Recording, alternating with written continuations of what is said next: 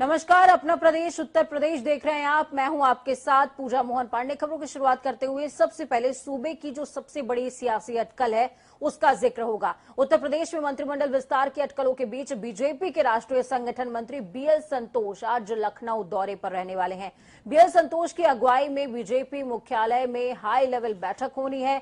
इस बैठक में यूपी बीजेपी प्रभारी राधा मोहन सिंह, यूपी बीजेपी अध्यक्ष स्वतंत्र देव सिंह यानी कि प्रदेश अध्यक्ष स्वतंत्र देव सिंह, यूपी बीजेपी संगठन महामंत्री सुनील बंसल भी मौजूद रहेंगे। इसके अलावा इस बैठक में बीजेपी के 6 क्षेत्रीय अध्यक्ष और 7 महामंत्री भी शामिल होने वाले हैं। यूपी के तीनों सह प्रभारियों को भी बैठक में बुलाया गया है।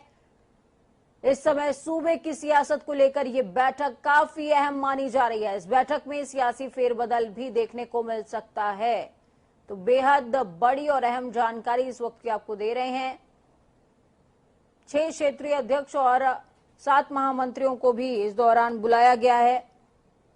तमाम आला अधिकारी बैठक में मौजूद रहेंगे। बीजेपी मुख्यालय पर हाई लेवल बैठक होगी। सीएम भी मौजूद रहने वाले हैं और सबसे बड़ी बात कि यूपी की सियासत के लिए ये काफी अहम टर्निंग पॉइंट साबित हो सकता है। इस खबर पर ज्यादा जानकारी के लिए संजीव हमारे साथ जुड़ गए हैं राजधानी लखनऊ से। संजीव, आज सियासी जमावड़ा राजधानी में लगने वाला है, इसके अपने आप में बहुत बड़े मायने हैं। बिल्कुल पूजा, देखिए जिस तरीके से उत्तर प्रदेश में सियासी बदलाव की चर्चाएं हैं उसमें कहीं ना कहीं आज भारतीय जनता पार्टी के राष्ट्रीय महामंत्री संगठन बीएल संतोष उत्तर प्रदेश भाजपा कार्यालय पर बैठक लेंगे। इसमें क्षेत्रीय जो अध्यक्ष हैं संगठन के लिहाज से बात करें तो 6 क्षेत्र में भारतीय जनता पार्टी ने प्रदेश को बांटा है और सभी क्षेत्रीय अध्यक्ष यहां पर मौजूद रहेंगे। उत्तर प्रदेश भाजपा के अध्यक्ष मौजूद रहेंगे, महामंत्री संगठन सुनील बंसल मौजूद रहेंगे। ये हाई कोर कमेटी की बैठक होनी है। इसके बाद मुख्यमंत्री आवास पर बैठक होगी। साफ संदेश है कि कहीं ना कहीं संगठन और सरकार में बदलाव हो सकते हैं, लेकिन जिस तरीके से बदलते सियासी बदलाव उत्तर प्रदेश में हुए हैं, भारतीय जनता पार्टी को लगता है कि कहीं ना कहीं डैमेज कंट्रोल करने की जरूरत है। तो कहीं ना कहीं उत्तर प्रदेश की राजधानी लखनऊ में आज सियासी घटनाक्रम बहुत तेज है और कहीं ना कहीं इसके बाद कुछ ना कुछ परिणाम देखने को मिल सकते हैं। पूजा, बिल्कुल कुछ न कुछ परिणाम देखने को मिल सकते हैं। राधा मोहन सिंह और साथ में जिला प्रभारियों को भी बुलाया गया है। कहीं ऐसा ना हो संजीव की पिछली बार की तरह जब राज्यपाल से मुलाकात हुई थी तो पुस्तक और कोरोना का जिक्र हो गया और सारी बैठक वहीं पर खत्म कर दी गई। तो ये ऐसा तो नहीं हो जाएगा कि तमाम मंत्री जुट रहे हैं, जमघट पूरा सियासी लग रहा है, लेकिन मीटिंग के आखिरी में पता चले कि कोरोना को लेकर चर्चा थी। ऐसा नहीं है पूजा, देखिए जिस तरीके की पिछली राज्यपाल से मुलाकात हुई थी मुख्यमंत्री की, तब भी सियासी अटकलें तमाम तेज थी, लेकिन आज इस बैठक के अलग मायने हैं। राष्ट्रीय महामंत्री संगठन बीएल संतोष की बात करें तो वो कहीं ना कहीं भारतीय जनता पार्टी पर हाई लेवल बैठक करने के बाद मुख्यमंत्री आवास जाएंगे। वहां पर उत्तर प्रदेश के सभी मंत्रियों को बुलाया गया है, कोर कमेटी की बैठक होगी।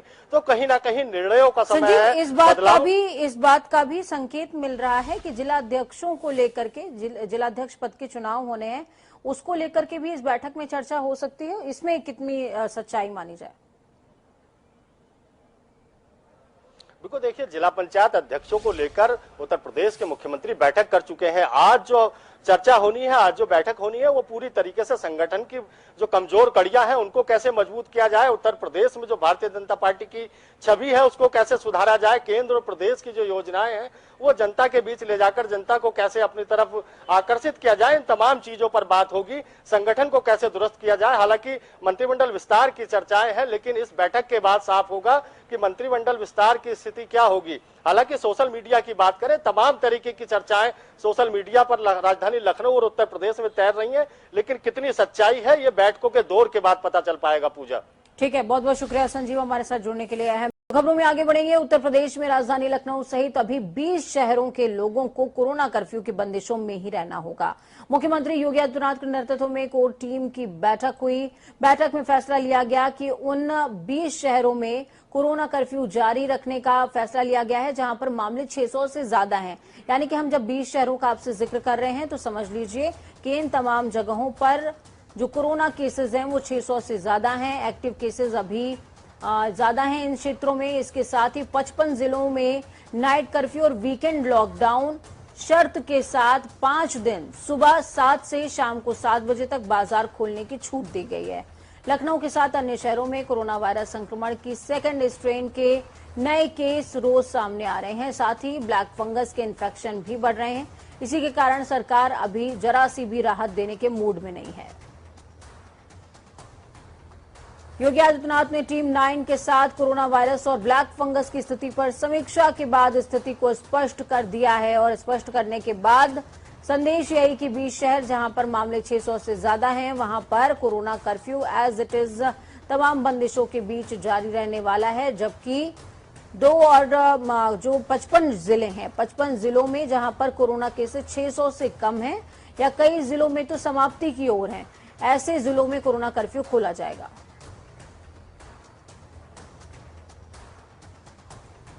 तो इस खबर पर अनूप हमारे साथ में राजधानी लखनऊ से जुड़ गए हैं और कानपुर से अभिनव हमारे साथ मौजूद हैं। देखिए, हमने यहां पर ग्राउंड जीरो से 4 रिपोर्टर्स को जोड़ा है। 2 वो क्षेत्र हैं जहां पर अभी भी कर्फ्यू लागू रहेगा और 2 वो क्षेत्र हैं जहां पर कर्फ्यू खुल चुका है। सबसे पहले राजधानी लखनऊ का रुख करते हैं। राजधानी के हाल बदहाल हैं अनूप, यही वजह है कि कर्फ्यू खोला नहीं गया राजधानी में। देखिए पूजा, ये बिल्कुल सही बात है कि लखनऊ में जिस तरीके से लगातार कोरोना के मरीज बढ़ रहे थे, हालांकि उस पर विराम लगा है। 24 घंटे में 109 ही सक्रिय मरीज लखनऊ में कल मिले हैं और करीब 803 जो कोरोना सक्रिय लोग हैं वो कोरोना से जंग जीतकर घर पहुंच गए हैं। अभी भी लखनऊ में 2450 ऐसे मरीज सक्रिय हैं लखनऊ में और आपको कुछ हालात भी दिखाएंगे। पूजा, ये लखनऊ के विधानसभा के सामने का रोड है। आप इससे अंदाजा लगाया जा सकता है कि दोनों तरफ बैरियर लगे हुए हैं, लेकिन उसके बावजूद भी आवागमन किस तरीके से है। पूरे लखनऊ का अंदाजा लगाया जा सकता है कि किस तरीके से लखनऊ में लोग निकल रहे हैं। कोरोना कायदे कानून का पालन भले ही पुलिस करवा रही हो, लेकिन मानने वाले नहीं हैं। यही वजह है कि लखनऊ में अभी भी 2450 जो मरीज हैं अभी सक्रिय हैं, उनका इलाज चल रहा है और जिंदगी मौत से लड़ रहे हैं। बीच में ब्लैक फंगस भी अपना प्रकोप जमा रहा है। तो ऐसे में जो 20 जिले हैं उत्तर प्रदेश में, उन पर किसी प्रकार की छूट नहीं दी गई है, लेकिन फिर भी छूट के बावजूद आपने पीछे हमारी तस्वीरें देख पा रही होंगी पूजा कि किस तरीके से लोग निकल रहे हैं। शायद यही वजह है कि लगातार जो मरीजों का आंकड़ा है वो बढ़ा था और अब धीरे धीरे कम जरूर हुआ है, लेकिन फिर भी आने वाले समय में उम्मीद जताई जा रही है कि 5 दिन तक जिस तरीके से नई एडवाइजरी जारी की गई है उत्तर प्रदेश में, इन 5 जिलों में वो 55 जिलों में अगर सक्रिय मामले बढ़ते हैं तो उस पर डिसीजन 5 दिन बाद फिर दूसरा लिया जाएगा। इन जो 20 जिले हैं उत्तर प्रदेश में जहां कोरोना कर्फ्यू के पुराने कायदे कानून के हिसाब से लागू है, इनकी भी मॉनिटरिंग की जाएगी 5 दिन बाद कि कुछ आंकड़े कम हो रहे हैं, कितने हैं। अगर 600 से कम पर आ जाता है। ठीक है अनूप, आपके पास में लौटती हूँ। अभिनव कानपुर से हमारे साथ में जुड़े हुए हैं। अभिनव, कानपुर के क्या हाल हैं? क्या कितनी छूट, कितनी रिस्ट्रिक्शंस? जी बिल्कुल, आपको बता दूं कि देर रात कोरोना की जो दिल्ली की रिपोर्ट आई तो उसमें 77 मरीज कानपुर में कोरोना की जंग जीत चुके थे, जिसके बाद कोरोना में पॉजिटिव केसों की जो संख्या थी वो 592 पहुंच गई, यानी 600 से कम हो गई। जिसके बाद जिलाधिकारी ने शर्तों के हिसाब से लॉकडाउन में छूट देने की आदेश जारी कर दिए हैं। लेकिन बात करें अगर ग्राउंड जीरो की पूजा, तो लॉकडाउन तो कल से खोला जाना है, लेकिन अभी से आज से ही पब्लिक जो है वो सड़क पर निकल चुकी है और लगभग 70 से 80% ऐसे लोग हैं जिन्होंने फिर से लापरवाही बरतना शुरू कर दिया है और बिना मास्क लगाए ही सड़क पर घूमते हुए नजर आ रहे हैं और ना ही कोई पुलिस प्रशासन उनको टोकते हुए या कोरोना गाइडलाइंस का पालन कराते हुए नजर आ रहा है। अब ऐसे में अगर लोग ऐसे ही लापरवाही बरतेंगे तो कहीं ना कहीं ये इशारा एक और होगा कि दूसरी लहर के बाद तीसरी लहर भी आने में कोई देरी नहीं लगेगी। जी बिल्कुल, तो घर से निकलना है लेकिन एहतियात के साथ में, क्योंकि कोरोना कर्फ्यू दोबारा लग सकता है। मुरादाबाद से आदित्य हमारे साथ में जुड़े हुए हैं।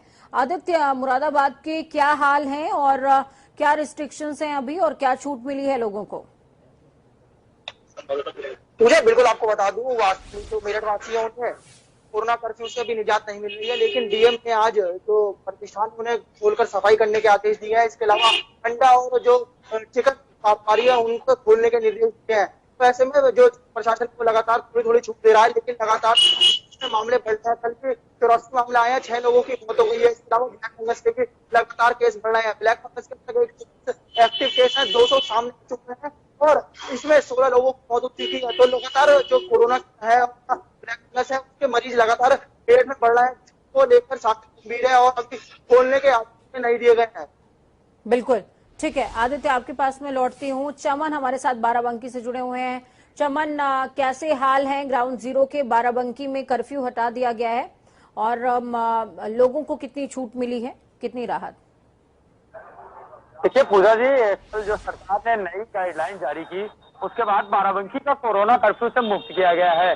हालांकि अभी कुछ शर्तें जरूर हैं कि वीकेंड लॉकडाउन रहेगा, नाइट कर्फ्यू लागू रहेगा। उसके बाद जो है आज तमाम बाजार खोल दिए गए। इस समय हम बाराबंकी के ग्रामीण क्षेत्र के सदरुद्दीनपुर कस्बे में मौजूद हैं और यहाँ पर आप देख सकते हैं कि बाजार तो जरूर खोल दिए गए हैं, हम आपको तस्वीरों के माध्यम से दिखाना चाहेंगे, लेकिन अभी भी यहाँ के लोगों में जो है कोरोना का खौफ लगातार बना हुआ है। बाजार तो जरूर खुले हैं लेकिन अभी ज्यादा भीड़ यहाँ पे नहीं नजर आ रही है। हालांकि कुछ लोग जो है बेखौफ होकर जरूर सड़कों पे निकल रहे हैं, न 2 गज की दूरी वो इस्तेमाल कर रहे हैं, न मास्क लगा रहे हैं और पुलिस प्रशासन जो है इनसे सख्ती से भी नहीं पेश आ रहा है। तो ऐसे में पूजा जी, तीसरी लहर का खतरा जरूर बराबर बरकरार है। ठीक है अभिनव, मैं आपसे जानना चाहूंगी, अभिनव आपका रुख करना इसलिए भी बेहद जरूरी है क्योंकि कानपुर और लखनऊ सटे हुए जो है जिले हैं आपस में, तो ऐसे में क्या मूवमेंट पर किसी तरह का बैरियर है क्या, कोई रिस्ट्रिक्शन है क्या? क्योंकि लखनऊ में मामले सामने आ रहे हैं, कानपुर में कुछ हद तक होल्ड देखने को मिल रहा है, तो कोई रिस्ट्रिक्शन मूवमेंट में देखने को मिलेगी क्या? जी बिल्कुल, आपको बता दूं कि कानपुर में भी अभी भी 592 कोरोना के एक्टिव केस हैं और ग्रामीण क्षेत्रों में कई ऐसे लोग हैं जिनमें कोरोना के लक्षण हैं और वे जांच नहीं करा रहे हैं, यानी कहीं ना कहीं वे भी कोरोना की ही संक्रमण से जूझ रहे हैं। लेकिन ऐसे में अगर बात करें कि किसी भी तरह के बैरियर की या पुलिस प्रशासन द्वारा किसी भी तरह के कोरोना गाइडलाइंस के नियमों का पालन कराने की, तो कानपुर में ग्राउंड जीरो पर पुलिस प्रशासन और जिला प्रशासन बिल्कुल ही हीला हवाली बरते हुए है और किसी भी तरह के कोई भी पाबंदी लोगों पर नहीं लगी है और लोग यानी कि आंकड़ों के खेल में फंसा करके एक जिला बढ़ा दिया गया है कोरोना मुक्ति के क्षेत्र में। चलिए बहुत बहुत शुक्रिया आप चारों का ये हमारे साथ जुड़ने के लिए, अहम जानकारी ग्राउंड जीरो से साझा करने के लिए। तो ग्राउंड जीरो पर आपने जाना कि क्या है कोरोना मुक्त क्षेत्र का हाल और क्या है जहां पर कर्फ्यू लगा हुआ है और जहां पर कर्फ्यू नहीं लगा हुआ है, उन दोनों ही क्षेत्रों का हाल ग्राउंड जीरो से हमने बताया। कुछ जगहों पर आंकड़ों का खेल है और कुछ जगहों पर वाकई लोगों को कोरोना से निजात मिलती हुई नजर आ रही है। तो सूबे में 2 महीने के बाद रविवार को कोविड के केसेस जो हैं वो 2000 से कम आए हैं। बीते 24 घंटे के दौरान प्रदेश में कोरोना संक्रमण की जांच के लिए कुल 3,40,096 नमूनों की टेस्टिंग की गई, जिनमें से 1,908 लोग संक्रमित पाए गए हैं। उत्तर प्रदेश में कोरोना संक्रमण की दर लगातार कम होने और रिकवरी रेट में बढ़ोतरी होने का नतीजा है कि 24 घंटे के दौरान कोरोना के 1,908 नए मामले पाए गए, तो वहीं इसके लगभग 3.5 गुना यानी कि 6,713 मरीज कोविड को मात देने में कामयाब भी हुए हैं। इस तरह प्रदेश में अब 16,28,456 लोग कोविड से ठीक हो चुके हैं, यानी कि ये रिकवर्ड लोगों का जो है ये आंकड़ा है। तो वहीं बीते 24 घंटे के अंदर प्रदेश में कोविड से 140 लोगों ने अपनी जान भी गंवाई है।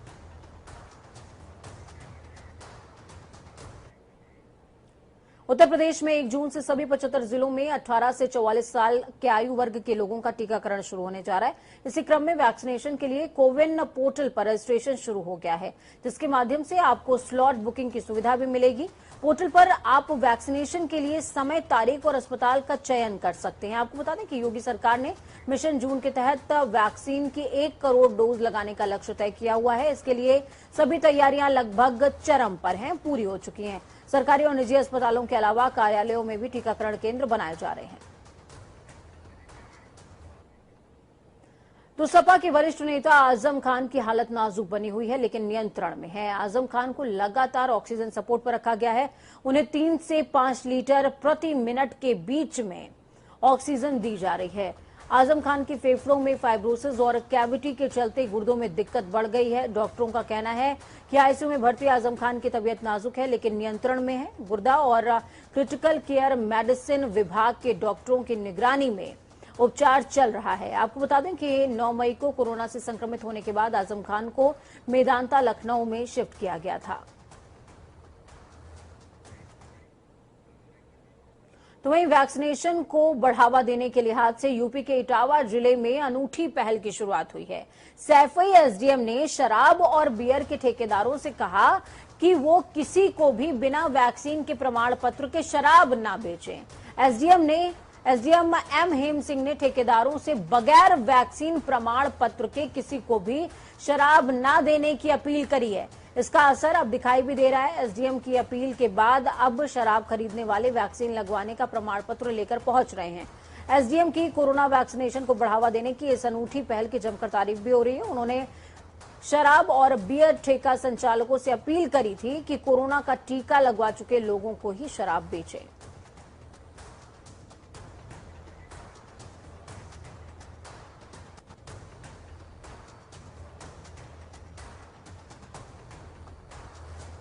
तो आपको को लेकर के अहम पहल की गई है।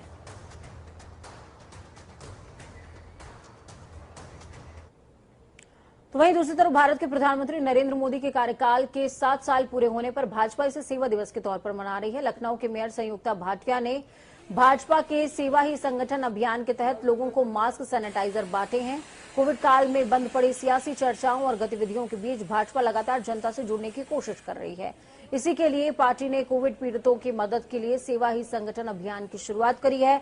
पार्टी का यह अभियान कितना जमीनी रहा, इसका आकलन करने के लिए राधा मोहन खुद पहुंचेंगे और सूबे की अलग अलग जगहों की तस्वीर आपको दिखा रहे हैं, क्योंकि पूरे सूबे में ही अलग अलग जिलों में अलग अलग तरीकों से सेवा ही संगठन अभियान जारी है और लोगों तक पहुंचने की कोशिश इस दौरान की जा रही है।